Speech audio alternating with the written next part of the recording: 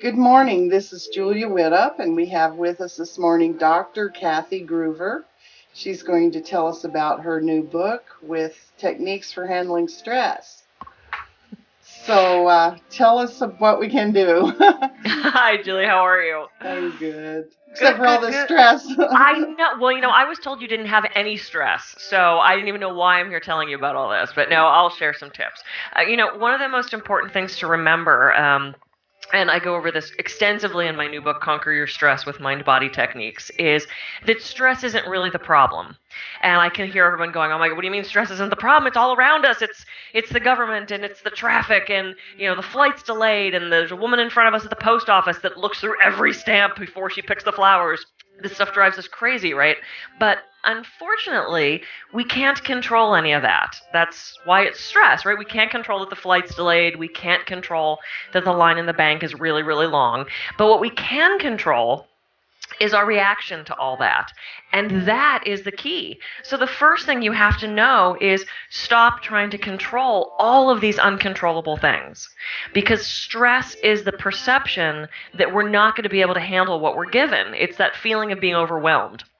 It's a threat, either real, like, there's a tiger chasing us, or imagined, which is what our brain can do to us. So the first thing you have to know about stress is that it's not the problem, it's our reaction to it. And because we can control that, we can take control of our stress.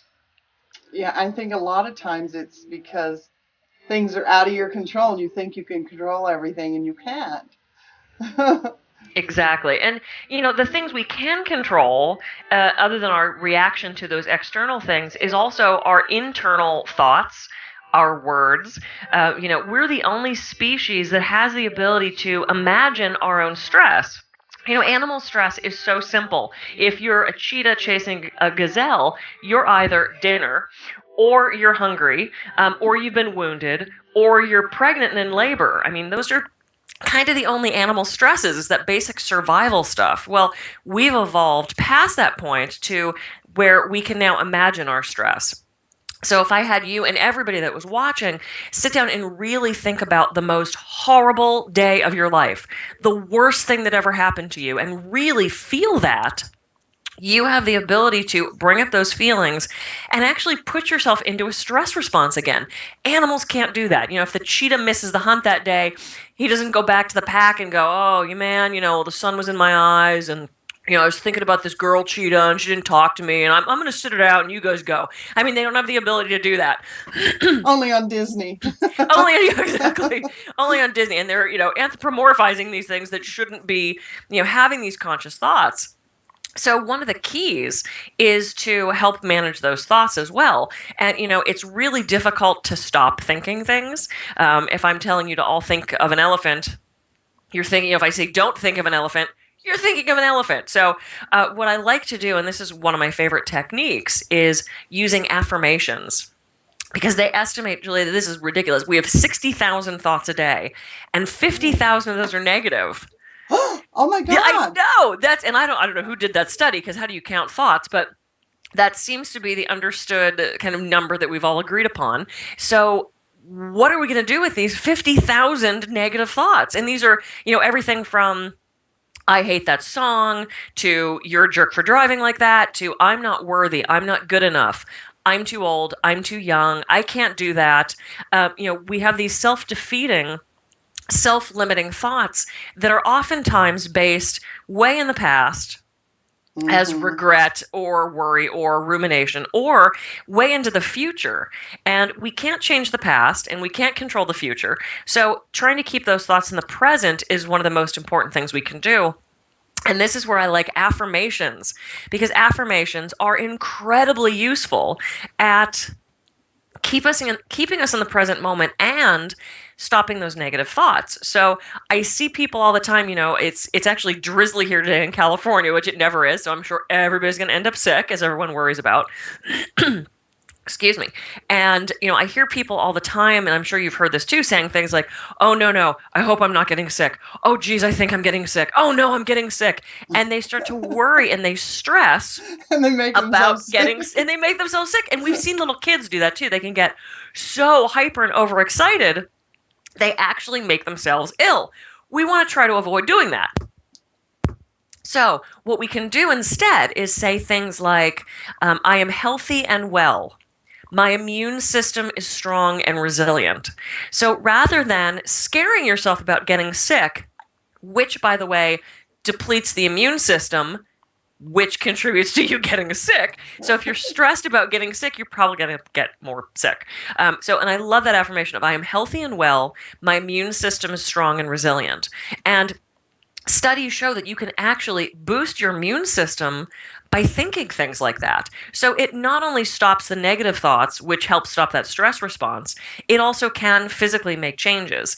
So if you're having neck pain, saying things like, my neck is strong and supple. My low back is relaxed and flexible. We can actually make changes. We have the power to do that. And that's what's so exciting about the human mind. We can make ourselves crazy, but then we can uncrazy ourselves and help ourselves heal just by using our thoughts and words. We're so powerful. Yeah, we really are.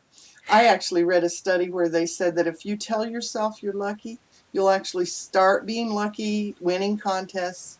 Mm-hmm. They It's amazing, and it's such a mindset. And we all have that friend who the friend who there's always something wrong.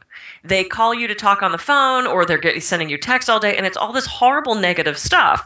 Well, first of all, that's probably affecting you in some way because you don't want to be surrounded by this constant negativity. But also, if they don't have something negative happening right now, they'll bring up something negative from the past, or they'll start worrying about something that they're sure will be negative in the future. And it's really hard to break that pattern. Those patterns are formed in our brain, and the more negative things we think, the more negative things we're going to think, and it becomes a snowball effect. So it's a matter of slicing off that pattern, that trail that's happening, and really working to put positive things into your life, even if it's I am healthy and well, my immune system is strong and resilient. So the key with the affirmations, you want to make them short. I am healthy and well. You want to put them in the present, not someday I'll feel better, but this today, in this moment. I am prosperous and abundant. I am surrounded by beautiful friends. I put affirmations every day on my Facebook page so that people can read them and have a little bit of, positive inspiration in the midst of crazy cat pictures and what's happening in the news. So I like to add crazy that in there. cat pictures are good. Oh, well, and I put those up too. We have cats that are probably desperately trying to get in this room right now. and So and they can pets are so stress reducing too. And you were talking about your dog, and it's finding something positive, something that brings us joy. And I see so many people who turn to their pets for that, whether they're going through an illness or they've lost a spouse or they're having a rough time with a friend. And that pet, that cat, that dog, the bird, the lizard, whatever it is, brings them such comfort. So turn to our animal friends too. It's actually a really amazing source of stress relief. Yeah, yeah, I agree with that.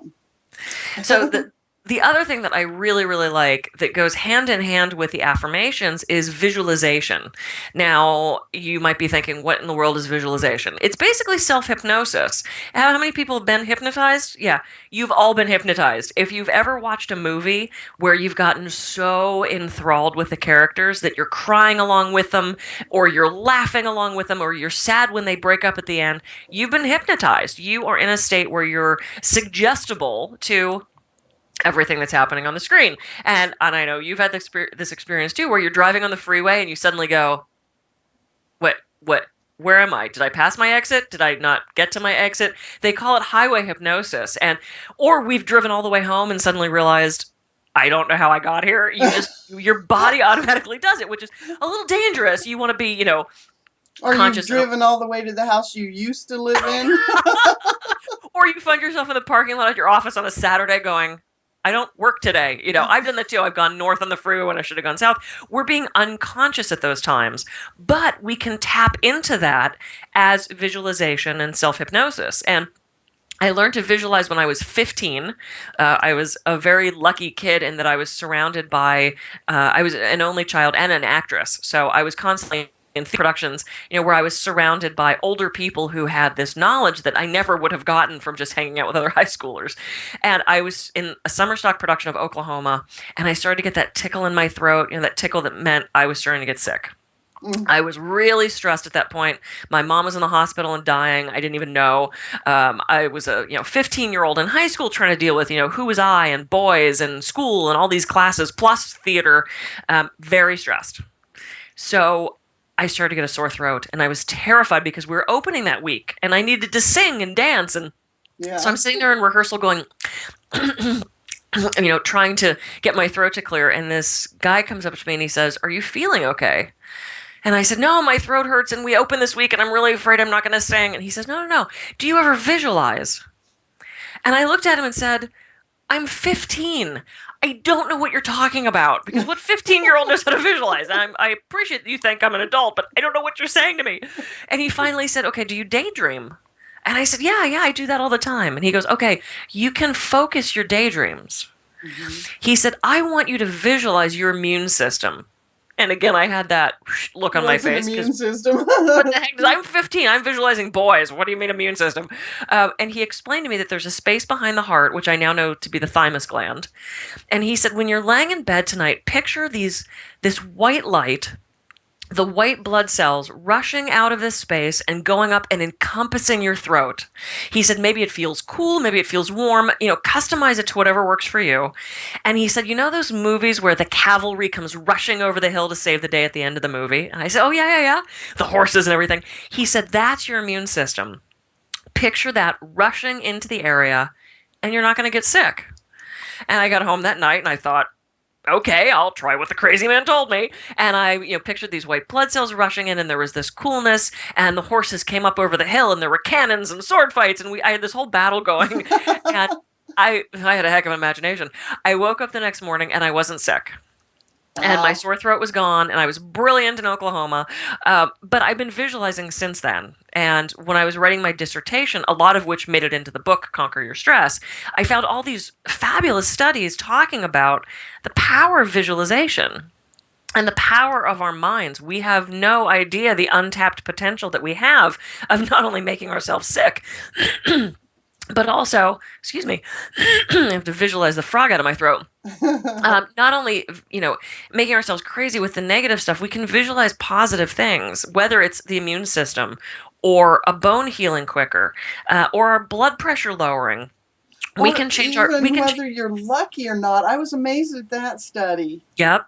And You, what's so cool about that one is that's not changing your physiology, that's changing your outlook. That's changing the external environment around you. And with movies like The Secret, What the Bleep Do We Know? People believe that we have the ability to change not only ourselves, but also our external environment around us. And luck is a mindset. There was a great article I read in O Magazine. I don't normally read that, but I found that article interesting about luck. And people that perceive themselves to be lucky see opportunities that those that believe they aren't lucky totally ignore. The $100 bill laying on the floor. If you believe you're unlucky, you're not even going to notice it.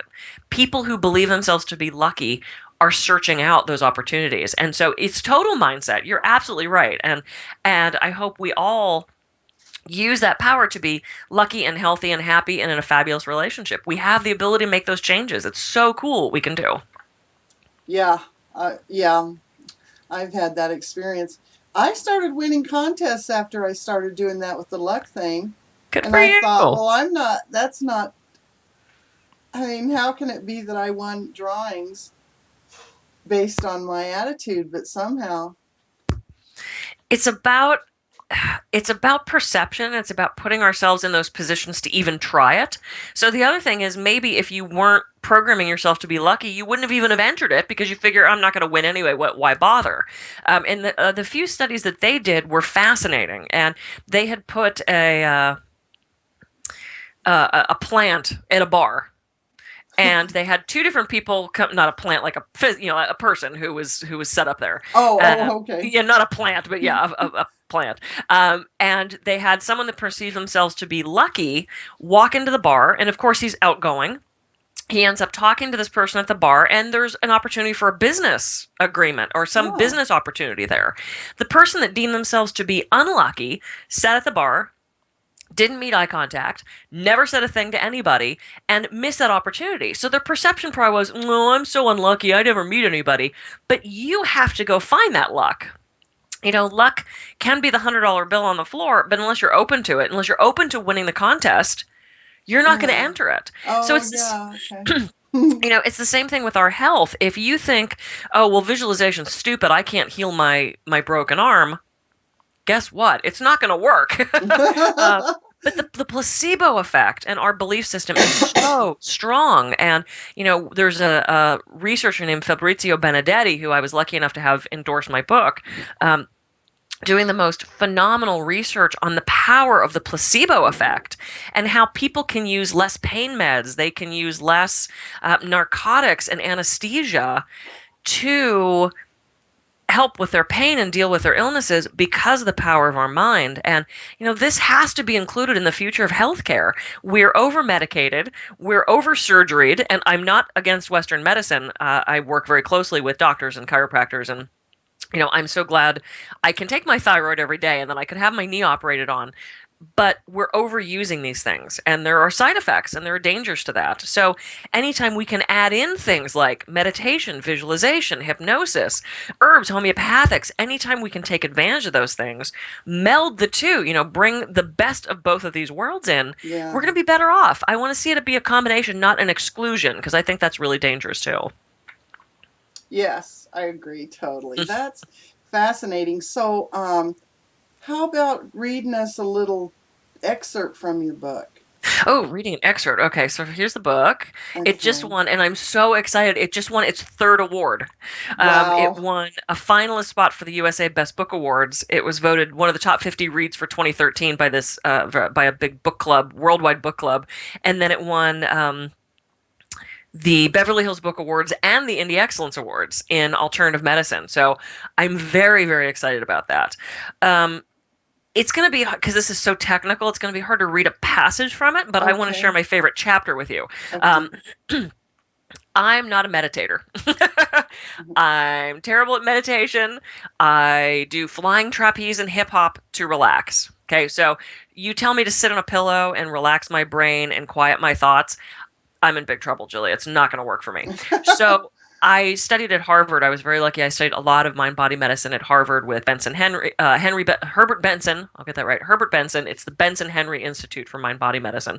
And I studied with Thich Nhat Hanh and Jon Kabat-Zinn and just some amazing pioneers in this field of mind body medicine. It was such a huge privilege to be there. But one of the things they taught us was meditation. And I thought, oh, no, no, no, no. But they did it in a way that I could do. And if I can do this, and I am incredibly type A, I'm very go, go, go, I'm from the East Coast originally, I talk fast, I walk fast. If I can do this meditation, anybody can. And again, all this information's in the book, along with about 50 other techniques that you can do or seek out a practitioner to have them do to you. Everything from Reiki, homeopathics, yoga. I mean, it's a buffet of options.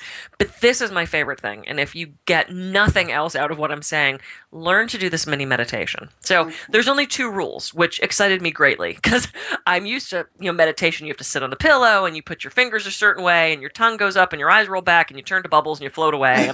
I don't know. That was my perception of what meditation was. So when they explained that there were only two rules, concentrate on something repetitive. When thoughts float through, dismiss them without judgment. Okay. That was it. And I thought, that sounds pretty simple. I bet I can do that. So I'll have you all follow along, unless you're in the car, and then don't close your eyes. Okay. But so I'm going to have everybody just close your eyes, let them close gently. And I'm going to have you concentrate on your breath. So you're just going to pay attention to the rise and fall of your chest. You're not trying to change it or slow it down or speed it up. You're just going to use that as a focal point. So the inhale and the exhale. And on your next inhale, I want you to think, I am. I am. And on all of your inhales, I want you to think, I am. Inhale, I am. And on your next exhale, I want you to think, at peace. At peace. And then on all of your exhales, think, at peace. So you're going to think, inhale, I am. Exhale, at peace. And if other thoughts float through, the to-do list pops in. What am I going to have for dinner? Just dismiss it without judgment. Let it float away like clouds on a summer day and return to the breath. And I am at peace.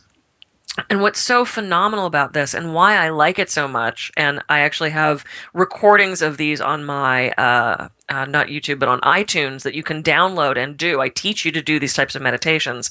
It slows the blood pressure, lowers the blood pressure, slows the heart and respiratory rate. It readies your brain for higher functioning because you're in a stress response. You're not cognitively functioning properly. We get that memory issue, the brain fog, and just doing a couple minutes of I am at peace actually gets you ready to perform better. So I do that before I get on the radio or TV, before I lecture, before I sit down to write, because things flow freer when you're not in a stress response. Boost your immune system. It's good for digestion, sexual health, aging. We age slower the more we meditate, and that's cheaper than Botox. Don't we all want to do that? So I use this all the time, and what's so great, and now this has been the gateway drug for me. I can formally sit on a pillow and meditate, which I'm very proud. I can. I don't do it often because I don't have tons of time, but this is something you can do in traffic. I did this in line at the bank the other day as I was getting more and more irritated that the woman was taking forever. She had the most complicated banking transition in the history of the world, and I just wanted to make a deposit. And I thought, I can stand here and get irritated. I can't pick her up and move her. The bank frowns on that. Violence in a bank, not a good idea. Yelling and screaming, getting irritated. Why would I put myself into a stress response over something so meaningless as, okay, I'm going to have to wait 5 more minutes? Yeah. So I stood there and I am at peace to myself, kept my eyes open and just, picked a focal point behind the bank teller and just did a mini. And by the time I got up to the counter, I was happy, I was calm, I was in a good mood, I had stopped my stress response. So I took that time, which could have been frustrating, and I made it into a meditation. And that's what's so great about these minis is you don't have to sit on a pillow and close your eyes and look like you're meditating. You can do it anywhere. And it has saved me as a very high stress type A, impatient only child, anal retentive Capricorn. It has been something that has really changed my life. And that sounds silly because it's so simple, but you can all do that. If I can, you can. Great for kids too. Kids love doing it too. So take that skill and take it with you. And then buy the book and learn the other 50 things you can do too. Okay, and where can we buy the book? Yeah, absolutely. The website is the best place, and it's thealternativemedicinecabinet.com. And my first book there, The Alternative Medicine Cabinet, is also there to purchase. I have a version of this book specifically for other body workers. I still have a massage practice, and I do a lot of hands-on hypnosis and stress relief and things like that. I have a little more technical version for people who are in the field of health already and want to add this into their practice. So there's a couple different modalities and techniques that you can put in. But again, it's thealternativemedicinecabinet.com, and there's links to past interviews. I think I still have our first interview up from, what was it, 3 years ago or something. Okay, That was about my first book, so that was a fun one. And there's links to my YouTube videos and also my iTunes, where you can download these podcasts of, I have an immune boosting meditation, I have a full mini meditation, I have the intro to mini meditation, and there's gorgeous original music that goes along with it that will help get you into a relaxed state. So take some time and check those out. And here's the book again, Conquer Your Stress, because we can't control the stress, but you can control your reaction, and this will help. So thank you, and thank you for being with us today. oh, thanks for having me again, Julie. I really appreciate it. You guys are awesome.